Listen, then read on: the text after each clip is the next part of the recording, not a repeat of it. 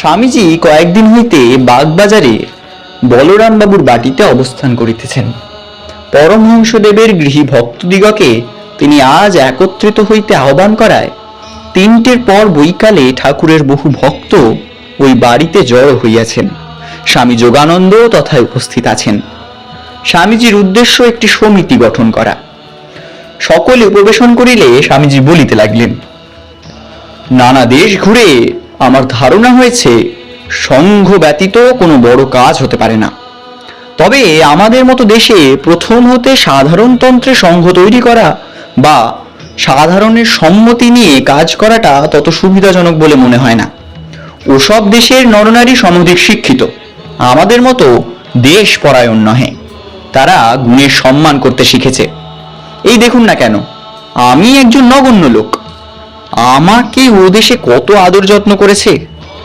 এ দেশে শিক্ষা বিস্তারে যখন ইতর সাধারণ লোক সমধিক সহৃদয় হবে, যখন মত ফতের সংকীর্ণ গণ্ডির বাইরে চিন্তা প্রসারিত করতে শিখবে, তখন সাধারণতন্ত্র মতে সংঘের কার্য চালাতে পারবে। সেই জন্য এই সংঘের একজন ডিকটেটর বা প্রধান পরিচালক থাকা চাই। সকলকে তার আদেশ মেনে চলতে হবে। তারপর কালে সকলের মত লয়ে কার্য করা হবে। আমরা যার নামে সন্ন্যাসী হয়েছি, আপনারা যাকে জীবনের আদর্শ করে সংসারাশ্রমে কার্যক্ষেত্রে রয়েছেন, যার দেহাবসানের 20 বৎসরের মধ্যে প্রাচ্য ও পাশ্চাত্য জগতে তার পূর্ণ নাম ও অদ্ভুত জীবনের আশ্চর্য প্রসার হয়েছে, এই সংঘ তাঁরই নামে প্রতিষ্ঠিত হবে। আমরা প্রভুর দাস, আপনারা এই কার্যে সহায় হন।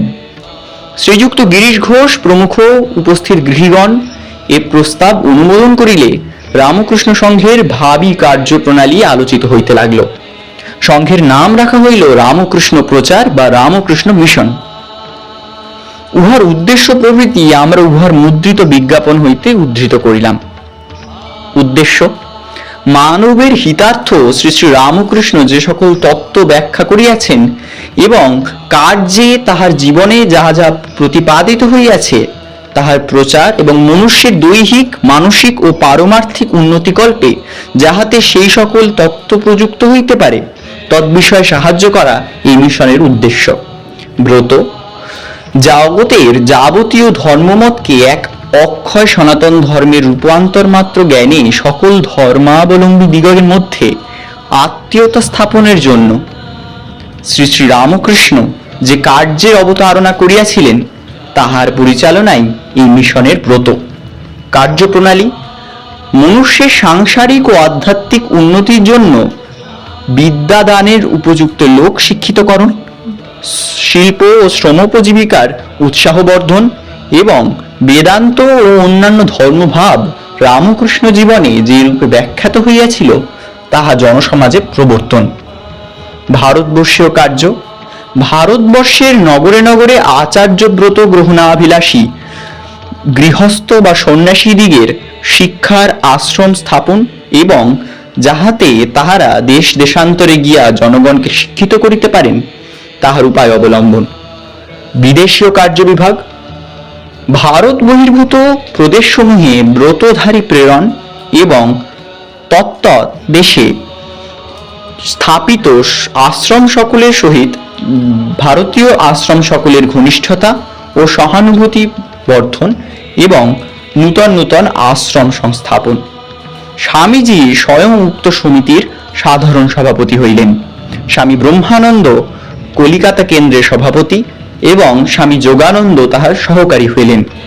বাবু নরেন্দ্রনাথ মিত্র অ্যাটর্নি মহাশয় ইহার সেক্রেটারি, ডাক্তার শশীভূষণ ঘোষ ও বাবু শরৎচন্দ্র সরকার সহকারী সেক্রেটারি এবং শিষ্য শাস্ত্র পাঠ রূপে নির্বাচিত হইলেন। সঙ্গে সঙ্গে এই নিয়মটিও বিধিবদ্ধ হইল যে প্রতি রবিবার 4টের সময় বলরাম বাবুর বাড়িতে সমিতির অধিবেশন হইবে। পূর্বোক্ত সভার পরে 3 বৎসর পর্যন্ত রামকৃষ্ণ মিশন সমিতির অধিবেশন প্রতি রবিবার বলরাম বাবু মহাশয়ের বাড়িতে হইয়াছিল।